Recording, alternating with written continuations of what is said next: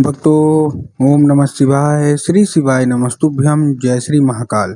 जी हाँ भक्तों, क्या आपके भी घर में कोई ऐसा व्यक्ति है जिसका विवाह नहीं हो पा रहा? आप लोग बहुत ज़्यादा परेशान हैं उसके विवाह के लिए कि आखिरकार इस व्यक्ति का जो विवाह है वो हो क्यों नहीं पा रहा? हमेशा आप कोशिश करते हो उसके विवाह को करवाने के लिए, लेकिन कोई न कोई समस्या, कोई न कोई अड़चन आ रही है जिसके कारण उस व्यक्ति का जो विवाह है वो होने का नाम ही नहीं ले रहा। तो ऐसे में कौन-सा उपाय करें ताकि उस व्यक्ति का जो विवाह है वो अच्छे तरीके से हो जाए? आज की इस वीडियो के माध्यम से हम आपको बताने वाले हैं। क्या करना है, कैसे करना है, पूरा का पूरा ए टू जेड आपको समझाने वाला हूँ। तो बस उपाय ध्यान से सुन के अच्छे से करिएगा ज़रूर। अगर आपने आज का ये उपाय ध्यान से सुन के और अच्छे तरीके से कर लिया तो अवश्य रूप से आपके घर का जो कोई भी व्यक्ति है जिसका भी विवाह नहीं हो पा रहा, अवश्य रूप से उसका जो विवाह है वो होने का नाम लेगा और अवश्य रूप से होगा ही होगा। देखिए, आपको भी पता है कि पूज्य गुरुदेव की जो कथा होती है, उसमें लाखों की भीड़ आती है, ठीक ना? क्या आती है? लाखों की भीड़ आती है। और जब गुरुदेव की कथा में लाखों की भीड़ आती है, तो वहाँ ज़्यादातर जो भक्त है ना, वो क्या करते हैं, वो अपनी मनोकामना पत्र के द्वारा मनोकामना गुरुदेव तक पहुँचाते हैं। ये आप सबको भी पता होगा। तो अभी गुरुदेव की कथा चल रही थी, आज से 4 से 5 महीना पहले की बात है। गुरुदेव की कथा चल रही थी और गुरुदेव की कथा में लाखों की भीड़ आई। अब जब गुरुदेव की कथा में लाखों की भीड़ आई तो वहाँ ज़्यादातर जो भक्त थे उन्होंने क्या किया, पत्र के द्वारा अपनी मनोकामना गुरुदेव तक पहुँचाई। अब जब गुरुदेव के पास पत्र पहुँचा और गुरुदेव ने पत्र पढ़ा, तो वहाँ गुरुदेव ने देखा कि ज़्यादातर जो भक्त है ना, उनकी क्या है, केवल और केवल एक ही मनोकामना है। क्या मनोकामना है कि गुरुदेव, हमारा जो घर का एक लड़का है, किसी का लड़का है, किसी का लड़की है, इनका विवाह नहीं हो पा रहा। हम लोग बहुत ज़्यादा परेशान हैं। हम लोग यही चाहते हैं कि इनका विवाह हो जाए, लेकिन कोई न कोई अड़चन, कोई न कोई समस्या आ रही है जिसके कारण इनका जो विवाह है ना, वो होने का नाम नहीं ले रहा।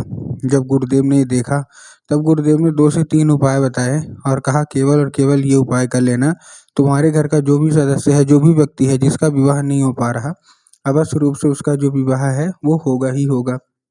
अब जब गुरुदेव ने उपाय बताया तो लोगों ने जा जाके इस उपाय को घर में करना शुरू कर दिया। अब जैसे ही लोगों ने जा जाके इस उपाय को घर में करना शुरू कर दिया, वही लोग गुरुदेव की कथा में मात्र 1 से डेढ़ महीने बाद वापस आए।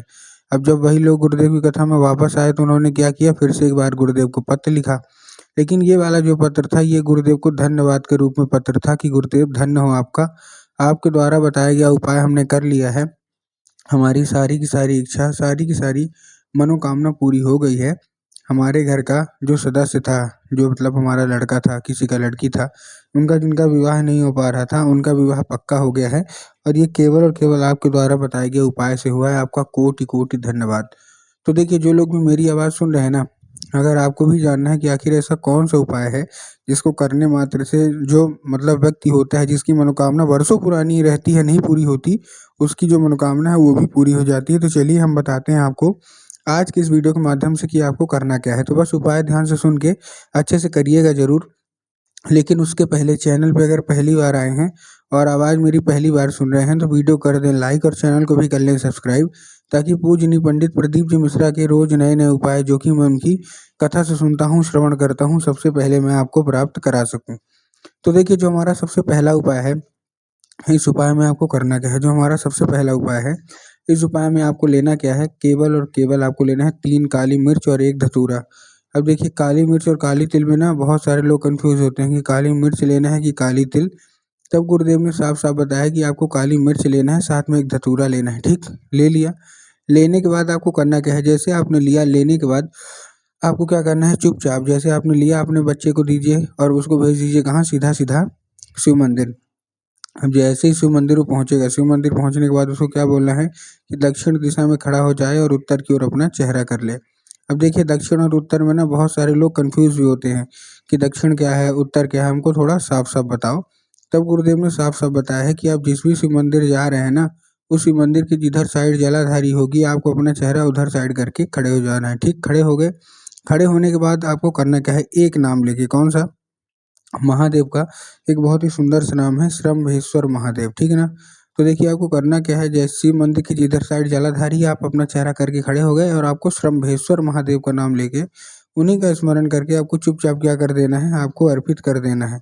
पूज्य गुरुदेव कहते हैं कि अगर आपने इतना ही कर लिया, तो अवश्य रूप से जो भी इच्छा है, जो भी मनोकामना है, वो अवश्य रूप से पूरी होनी ही होनी है। ठीक, ये था कौन सा, ये था हमारा पहला उपाय। अब हम चलते हैं अपने दूसरे उपाय की ओर। अब देखिए जो हमारा दूसरा उपाय है, इस उपाय में आपको क्या करना है, जो हमारा दूसरा उपाय है, इस उपाय में आपको लेना क्या है, इस उपाय में आपको केवल और केवल 11 लाल फूल लेने हैं। क्या लेने हैं, 11 लाल फूल। अब देखिए जब आप फूल लेंगे तब आपको ध्यान रखना है कि जो फूल है वो कहीं से भी कटा फटा या खंडित नहीं होना चाहिए। ठीक है ना, फूल में बहुत सारे लोग कंफ्यूज यही होते हैं कि खंडित फूल ले लेंगे, तो आपको उससे बचना है, पहली चीज़। दूसरी चीज़ आपको ध्यान रखना है कि जो फूल है वो एक किस्म का होना चाहिए। एक किस्म का मतलब क्या है कि अगर आप गुलाब का ले रहे हैं तो केवल केवल गुलाब को लीजिए, अगर आप गुड़हल के ले रहे हैं तो केवल केवल गुड़हल के लीजिए।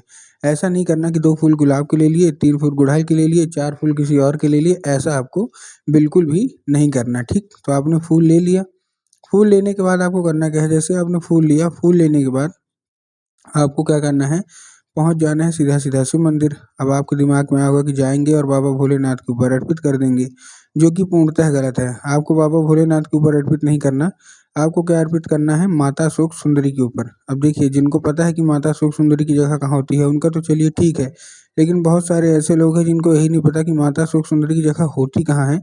तब गुरुदेव ने साफ-साफ बताया कि आप जिस भी शिव मंदिर जा रहे हो, शिव मंदिर के जिधर साइड जलाधारी होती है ना, आपको अपना चेहरा, वो जो जलाधारी है, जलाधारी के बिल्कुल बीचों-बीच किसकी जगह होती है, माता अशोक सुंदरी की।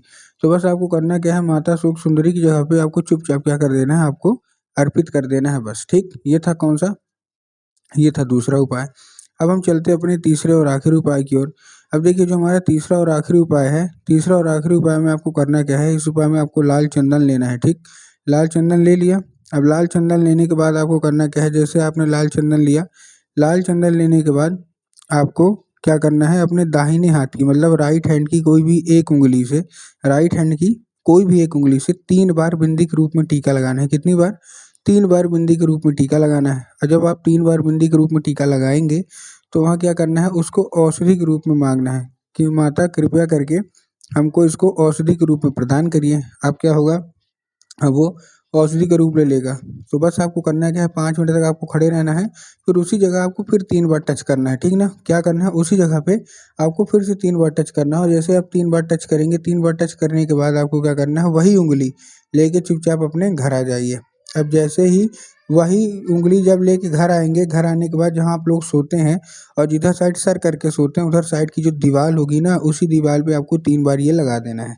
पूज्य गुरुदेव कहते हैं कि उस चंदन के ज़रिए स्वयं जो हमारा माता शोक सुंदरी रहती हैं, जिनकी कृपा हो जाने से ही आपके जीवन का कल्याण हो जाता है, तो आपकी उसमें कृपा हो जाएगी और आपके घर में जो कोई भी व्यक्ति है जिसका भी विवाह नहीं हो पा रहा, अवश्य रूप से जो उसका जो विवाह है ना, वो होगा ही होगा। तो उम्मीद करता हूँ आज का उपाय समझ में आ गया होगा।